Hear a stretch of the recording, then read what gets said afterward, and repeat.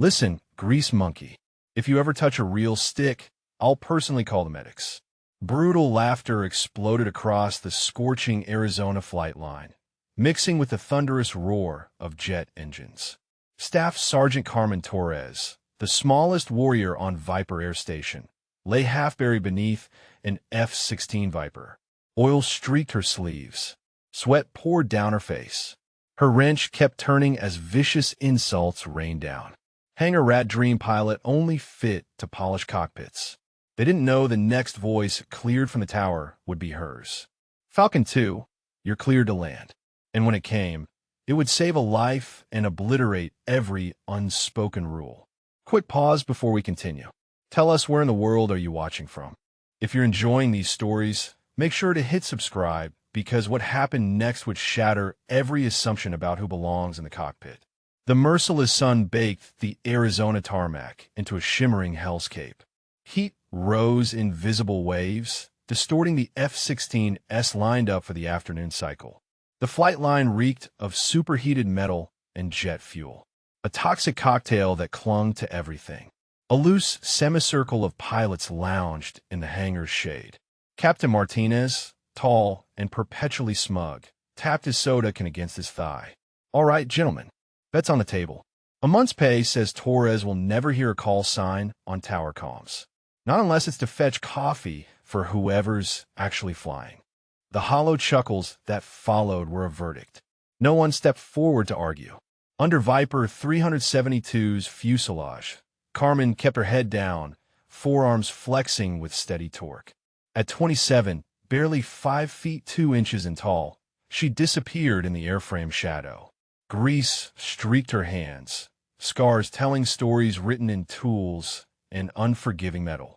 She listened without a word, jaw tightening once before her work resumed. This was her territory.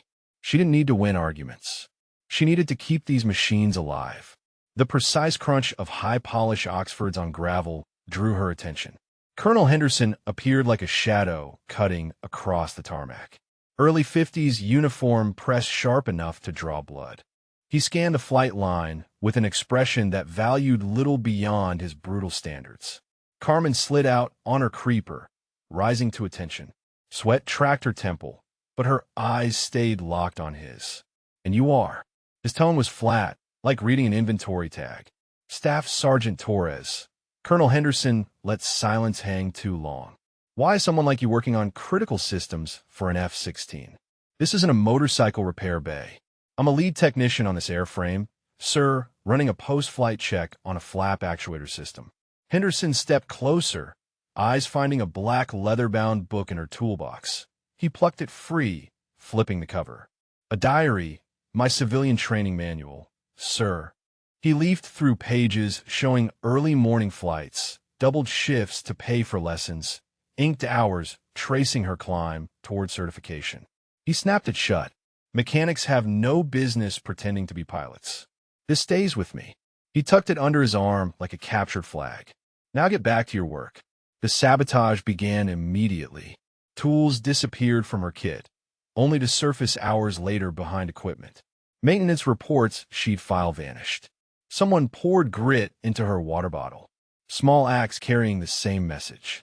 You don't belong here. By the second week, she'd become a cautionary tale. New airmen glanced at her with wariness, like she was a monument to unspoken base policy. She ate alone, worked alone, walked the perimeter fence at night, while the F-16s gleamed under floodlights in the distance. The morning light had a hard edge as Carmen watched the main flight line from Hangar 6. A sharp sound caught her attention. The metallic snap of a pre-flight checklist being flipped too fast. A young pilot was moving along Viper 372, rushing through his inspection sequence. Her gaze narrowed when he reached the wing route. The flap actuator sat partially exposed after maintenance. She watched him test it with one hand, too abrupt, too heavy. The faint metallic clack carried across the tarmac to her. She knew that sound. It was a noise a fatigue part made when stressed past tolerance. A sound that didn't belong in a healthy actuator. Her cleaning rag dropped to the ground. She was already striding toward the F-16 line. Captain, she said, voice low but firm. Hold up. I need to take another look at that actuator. I think there's a fault. He looked down at her and frowned. It's fine, Sergeant. I followed procedure. I heard the actuator pop under load. That's not normal. His jaw tightened. With respect, Sergeant, you're not cleared to re-inspect my bird. How about launch window? If that part fails mid-flight, you won't get to worry about your launch window. What's going on here? Colonel Henderson's shadow fell across them. Tone already loaded. Nothing, sir, the pilot said quickly. Just about a taxi. Sir, I believe there's a defect in the flap actuator. I need clearance to re-inspect. Henderson's hand came up, cutting her off mid-sentence. You have an assignment, Staff Sergeant. Return to your post now. From Hangar 6, she watched Viper 372 taxi out. The engines spooled up with their familiar whine, then the distinctive roar as the pilot pushed to military power. The F-16 rolled down the runway, nose gear lifting, then main gear climbing into the Arizona sky. Carmen stood frozen, watching the aircraft disappear into morning haze, knowing in her gut that something was wrong. The radio in Hangar 6 crackled with routine flight communications. Viper 372, runway heading, climb and maintain flight level 200. Roger Tower, 372, climbing to flight level 200. The pilot's voice sounded confident, professional. No hint of the mechanical time bomb Carmen knew was ticking beneath his wings. She tried to focus on her assigned tasks, cleaning tools, organizing parts inventory, anything to keep her hands busy while her mind raced through failure scenarios. Metal fatigue in actuator components. Hydraulic system compromised. Control surface flutter. Each possibility more catastrophic than the last. 20 minutes into the flight, the first sign of trouble came through the radio. Tower, Viper 372, experiencing some control irregularities. Requesting vectors back to base for precautionary landing. Carmen's blood turned to ice. She dropped her inventory clipboard and moved closer to the radio. The tower controller's response was calm, routine. Viper 372, clear direct base, descend, and maintain 5,000 feet. Souls on board and fuel remaining. One soul, approximately 45 minutes fuel remaining. 372's voice had changed. Tension creeping in around the edges. Professional calm starting to crack. She could hear it in the slight elevation of pitch, the faster cadence. Pilots trained to maintain composure, but stress leaked through in subtle ways. Carmen grabbed her toolkit and headed for the flight line. Maybe she was wrong. Maybe it was just a minor glitch, easily corrected once the aircraft was back on the ground. But the metallic clack she'd heard during pre-flight kept echoing in her memory. That sound meant structural compromise. Components operating beyond design parameters. Failure was inevitable. The question was when. Tower 372, I'm having difficulty maintaining level flight. Aircraft wants a roll left. Fighting it with aileron input, but control authority seems degraded. The radio transmission sent a chill through everyone monitoring the frequency. Control authority degraded meant the pilot was losing his ability to command the aircraft. In an F-16, that was a death sentence waiting to happen. Carmen reached the tower stairs, taking them two at a time. The controller's voice remained steady, but she could hear the underlying urgency.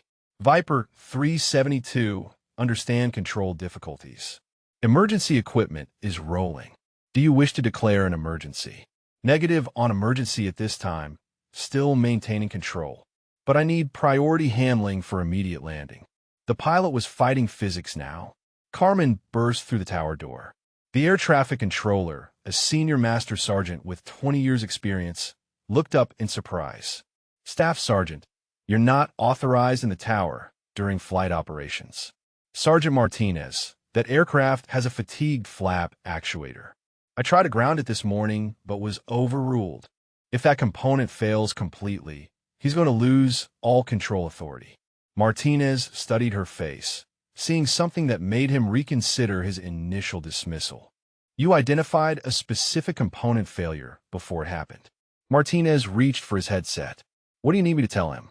Before Carmen could respond, Colonel Henderson's voice boomed from behind them. "What is this airman doing in my tower?"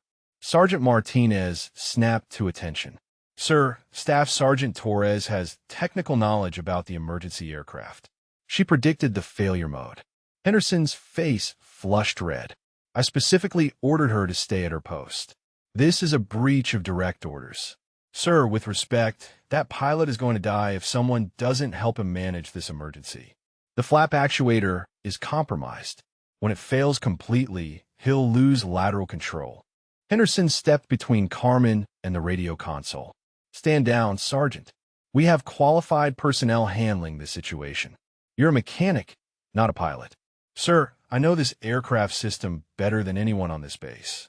Let me help him." "Absolutely not. Security, escort this airman from the tower immediately." Two security police appeared in the doorway. Carmen looked desperately at the radio as Viper 372's voice crackled through again. "Tower 372, situation deteriorating. Left roll tendency increasing. Having trouble maintaining wings level.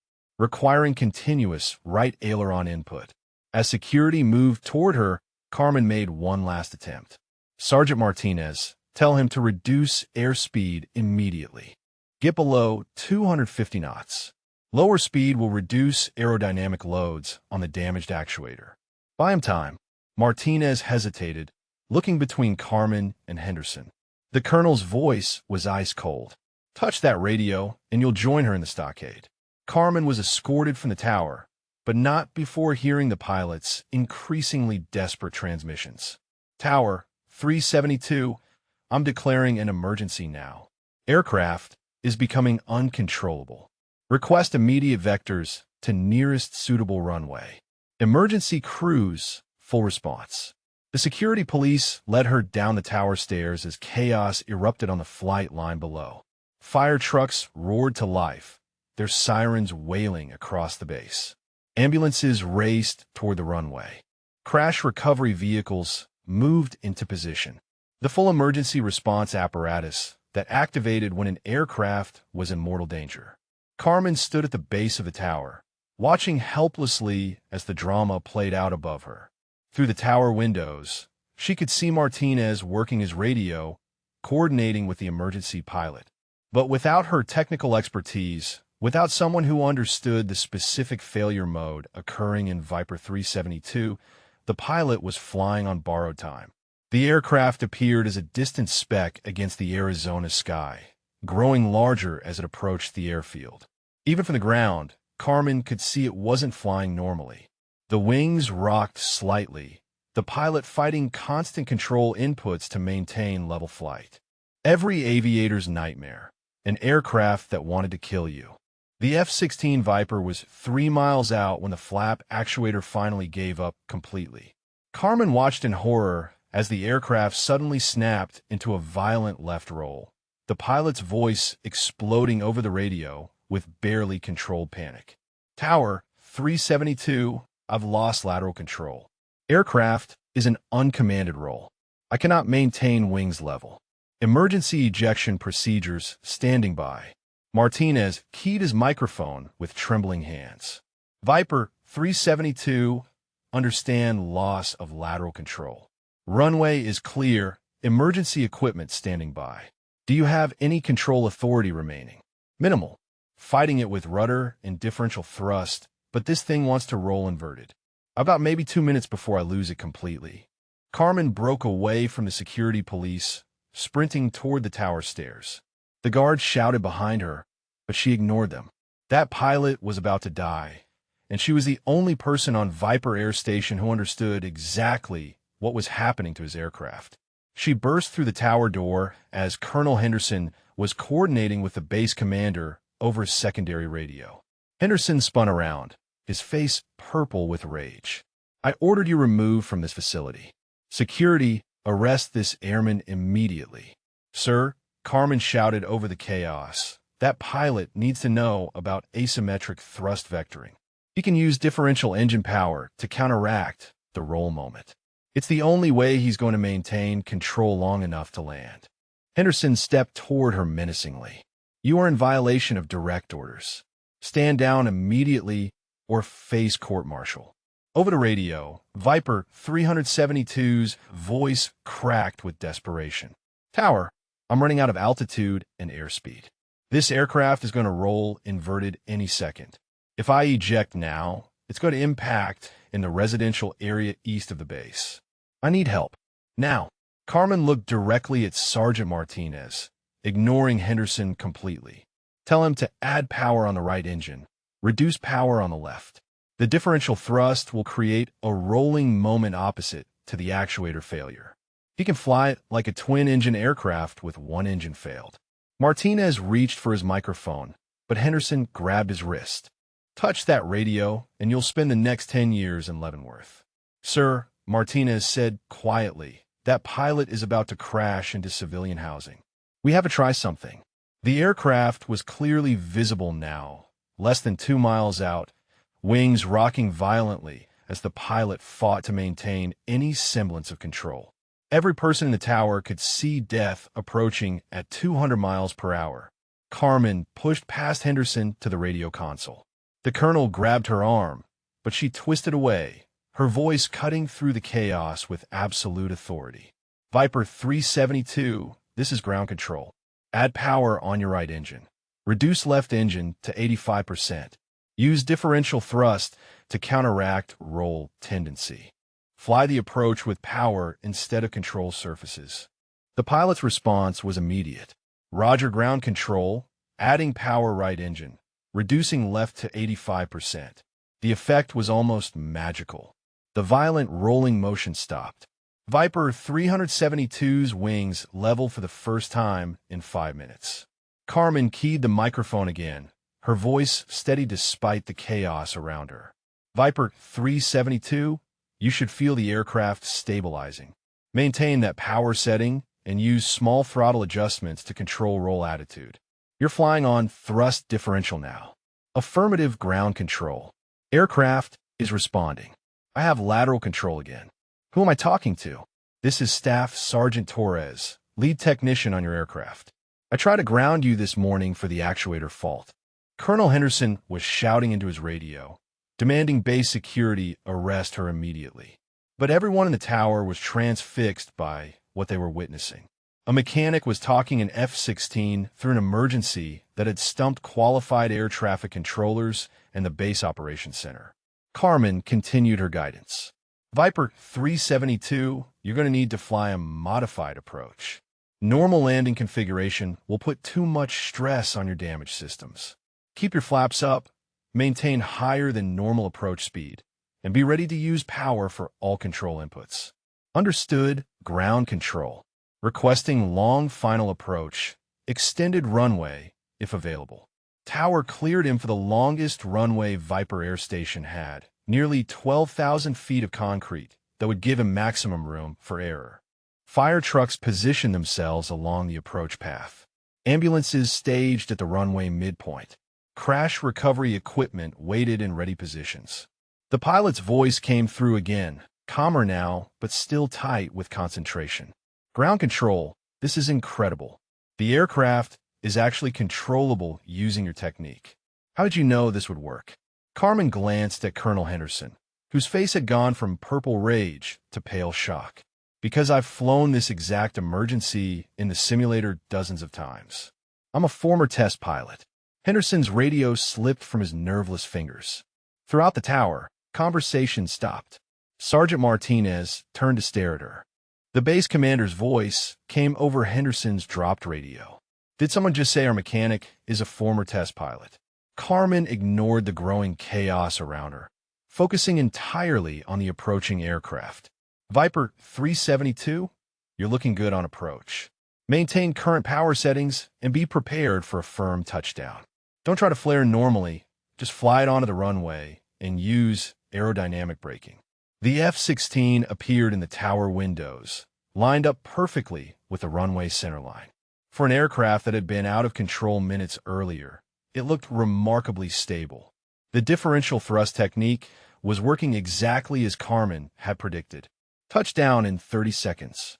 Viper 372 touched down with surprising smoothness. the main gear kissing the runway centerline with precision that belied the desperate emergency just moments before. The pilot maintained perfect directional control using Carmen's differential thrust technique, the F-16 tracking straight down the runway as speed bled off through aerodynamic braking. Ground control, 372, is safely on deck. Aircraft secured. That was absolutely brilliant flying guidance. You saved my life and probably a dozen families in base housing. The relief in the pilot's voice was palpable, transmitted to everyone monitoring the frequency. Carmen finally released the microphone she'd been clutching with white knuckles, her legs suddenly unsteady as adrenaline gave way to exhaustion. Around her, the tower had fallen into stunned silence. Colonel Henderson stood frozen, staring at her as if seeing a completely different person than the mechanic he'd dismissed hours earlier. The base commander's voice crackled through the dropped radio. I want a complete debrief on this incident in 30 minutes. And I want to know everything about Staff Sergeant Torres' background. Everything. Sergeant Martinez was the first to speak, his voice hushed with something approaching reverence. Ma'am, how long have you been flying F-16s? Carmen sank into the nearest chair, the weight of months of concealment finally lifting from her shoulders. 12 years active duty. 6 as a test pilot at Edwards Air Force Base. I was the lead test pilot on the Block 60 upgrade program before I transferred to maintenance. The words hit the tower like physical blows. Everyone present understood the significance. Edwards Air Force Base was where the Air Force tested its most advanced aircraft. Test pilots were the elite of the elite, the best of the best. They were looking at someone whose skills exceeded everyone else on Viper Air Station combined. Henderson's voice was barely a whisper. Why are you working maintenance if you're qualified as a test pilot? Personal choice, sir. After my husband was killed in a training accident, I needed time away from flying. Maintenance let me stay close to the aircraft without having to get in the cockpit every day. The admission changed the atmosphere in the tower completely. This wasn't just a qualified pilot who'd been overlooked. This was someone dealing with profound loss, working through grief while using her expertise to keep others safe from the shadows. Captain Martinez, who'd been so quick to mock her pilot aspirations just hours earlier, appeared in the tower doorway. His face was pale, his usual swagger completely absent. I came to apologize for what I said this morning. I had no idea who you were. Carmen looked at him with tired eyes. You had no idea who I was because you never bothered to find out. You saw a small woman working maintenance and decided that told you everything you needed to know about my capabilities. The words hung in the air like an indictment. Martinez looked down at his boots, unable to meet her gaze. Every pilot on this base made the same assumption. You're right. We saw what we wanted to see and ignored everything else. Colonel Henderson finally found his voice, though it carried none of its earlier authority. Staff Sergeant Torres, I owe you an apology that I'm not sure I'm capable of giving. I confiscated your training manual this morning and told you that mechanics had no business pretending to be pilots. Carmen's response was measured, professional, but carried an edge that cut deeper than shouting. Sir, you didn't just confiscate my manual. You confiscated my identity, my experience, and my expertise. Then you nearly killed a pilot because you refused to listen when that expertise could have prevented this emergency. The base commander's voice interrupted from the radio. Colonel Henderson, I want Staff Sergeant Torres in my office immediately for a complete briefing. And I want a full investigation into how we ended up with a former test pilot working maintenance without anyone in the chain of command being aware of her qualifications. Henderson picked up the radio with shaking hands. Yes, sir. We'll be there in 10 minutes. As they prepared to leave the tower, Sergeant Martinez approached Carmen one more time. Ma'am, what you did today, saving that pilot, it's going to change things around here. People are going to look at you differently now.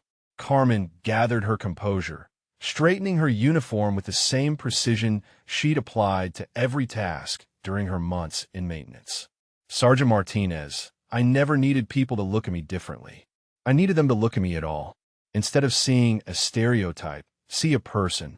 Instead of making assumptions, ask questions. Instead of dismissing someone based on their current job, consider their background and capabilities. The walk across the flight line to base headquarters felt like a parade. Word of the emergency had spread through Viper Air Station like wildfire.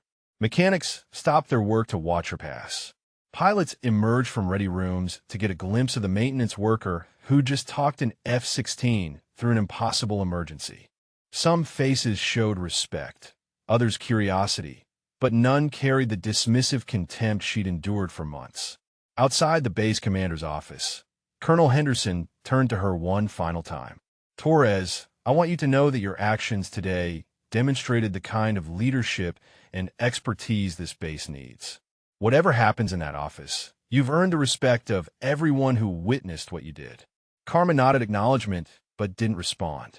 Respect earned through crisis shouldn't have been necessary. The same respect should have been available through simple professional courtesy and recognition of individual worth. The secretary waved them into the commander's office immediately. Brigadier General Patricia Walsh rose from behind her desk as they entered, her expression unreadable, but her attention focused entirely on Carmen. At 58, Walsh commanded Viper Air Station with the quiet authority that came from 35 years of distinguished service. Her office walls displayed the photographs and commendations of someone who'd earned her position through exceptional competence rather than political maneuvering. "General Walsh," Colonel Henderson began, "this is Staff Sergeant Torres, the airman who provided emergency flight guidance for Viper 372. General Walsh raised a hand, cutting him off mid-sentence. "Colonel, you're dismissed. I want to speak with Staff Sergeant Torres privately." Henderson looked surprised but nodded and left the office, closing the door behind him. The general gestured for Carmen to take a seat across from her desk, then settled back into her own chair with the patient attention of someone preparing for a significant conversation. "Staff Sergeant Torres, I've been reviewing your personnel file for the past 20 minutes. What I found there doesn't match what happened in that tower today." Carmen met the general's gaze steadily. "Ma'am, my file contains my current assignment and basic information. It doesn't contain my complete service history or flight qualifications because I requested those records be sealed when I transferred to maintenance." Walsh nodded slowly. "Edwards Air Force Base, 12 years flying experience, 6 years as a test pilot, lead pilot on the Block 60 upgrade program, 3 Air Medals, 2 Commendation Medals, and a Distinguished Flying Cross. That's quite a background to keep hidden." Carmen's composure remained steady, but something flickered in her eyes. "Ma'am, I wasn't hiding my background. I was protecting it. After my husband died, I needed time away from flying. Maintenance allowed me to stay connected to aviation without having to face the cockpit every day." The general leaned forward slightly. "Tell me about today. How did you know the specific technique that saved that pilot's life?" "Ma'am, differential thrust for asymmetric control is standard emergency procedure for test pilots. We practice it regularly because prototype aircraft often have control system failures. When I heard the pilot describe his symptoms, I immediately recognized the failure mode and knew the appropriate recovery technique." Walsh was quiet for a long moment, processing not just the information, but the implications. "Torres, do you realize that technique isn't taught to operational pilots? It's considered too advanced for normal flight training. That's why no one else in the tower knew how to help that pilot." Carmen nodded. "Yes, ma'am. Most operational pilots never encounter the scenarios we train for in test programs. But those scenarios happen in the real world, and when they do, someone needs to know how to handle them." The general studied Carmen for several moments, her expression thoughtful. "Staff Sergeant, I'm going to ask you a direct question, and I want a direct answer. Are you ready to fly again?" Carmen's carefully maintained composure wavered for the first time. "Ma'am, I don't know. I've spent the last 18 months convincing myself that I was content working maintenance. But today, talking that pilot through the emergency, I felt something I haven't felt since before my husband died." General Walsh nodded with understanding. "What did you feel?" "Like I was doing what I was meant to do. Like all the training, all the experience, all the years of pushing aircraft to their limits actually meant something beyond just personal achievement. Today, I helped save a life using skills that were just gathering dust in my memory." The general leaned back in her chair. Torres, I'm going to share something with you that's not going to leave this office. This morning's incident isn't isolated. We've had 3 similar emergencies in the past 6 months.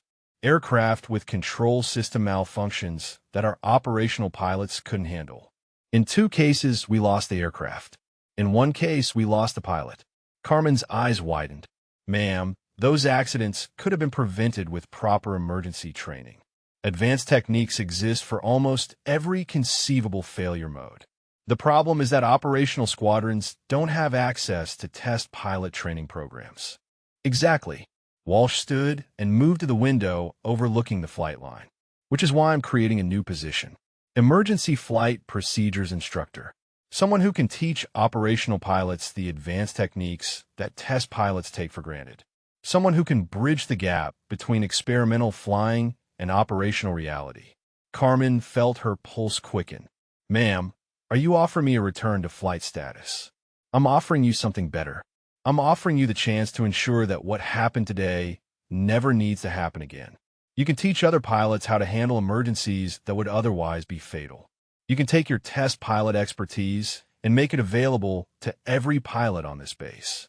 The offer hung in the air between them. Carmen realized this wasn't just about returning to flying.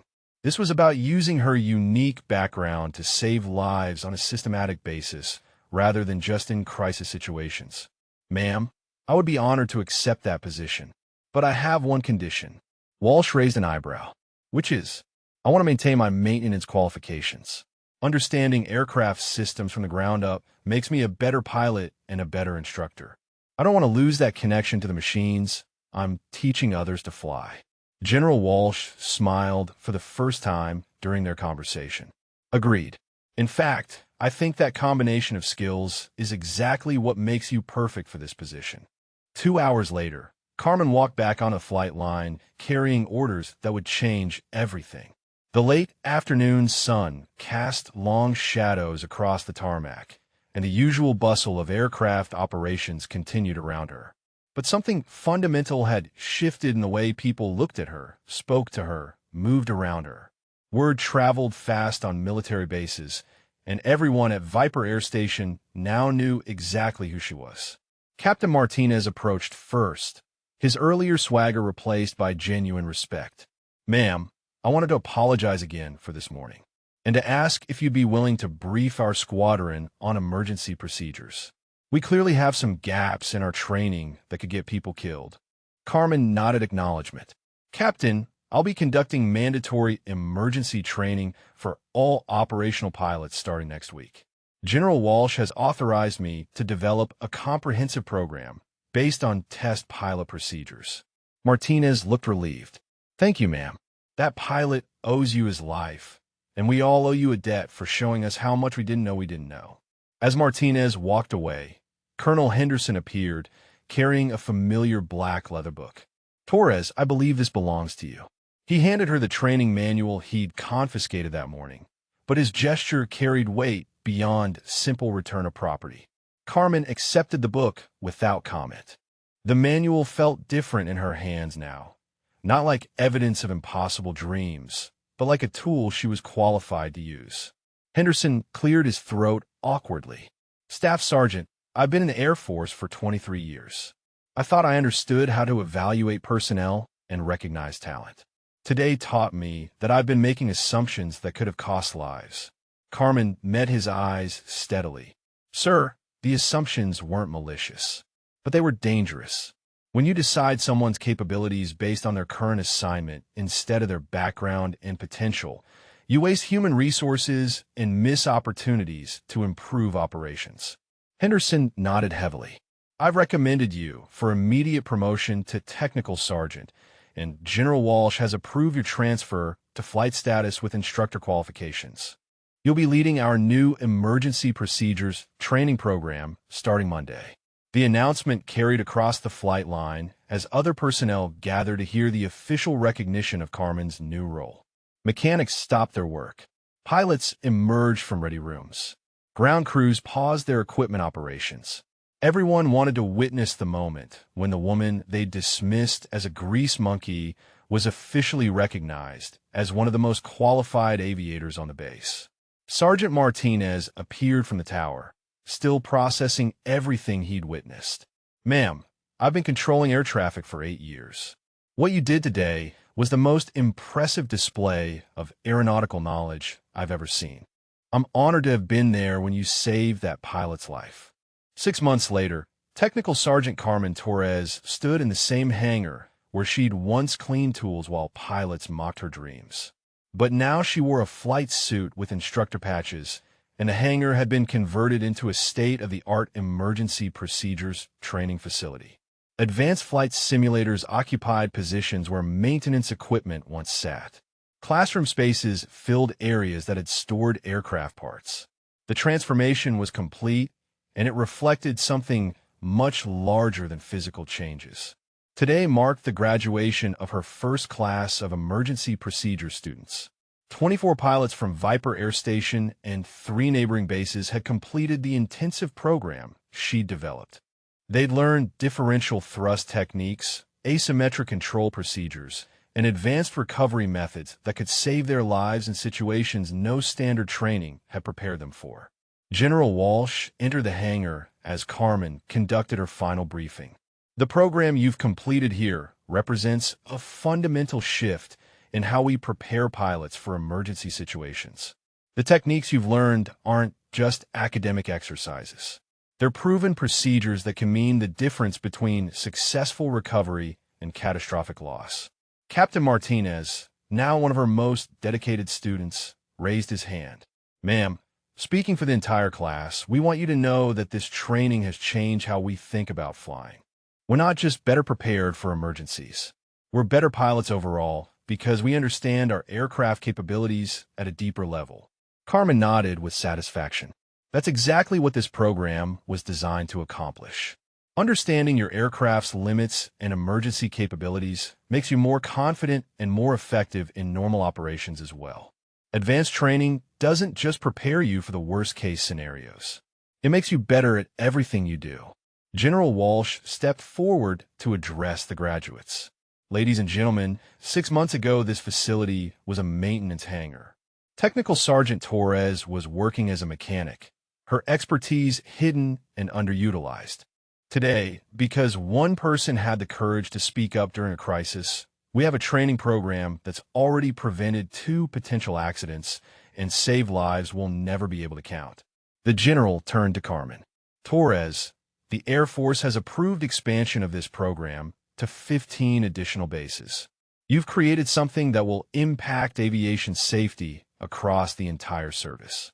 You've taken personal tragedy and transformed it into systematic improvement that will protect other families from experiencing the loss you endured."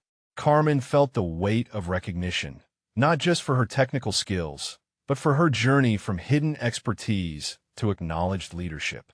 "Ma'am, thank you for seeing potential instead of just current assignment.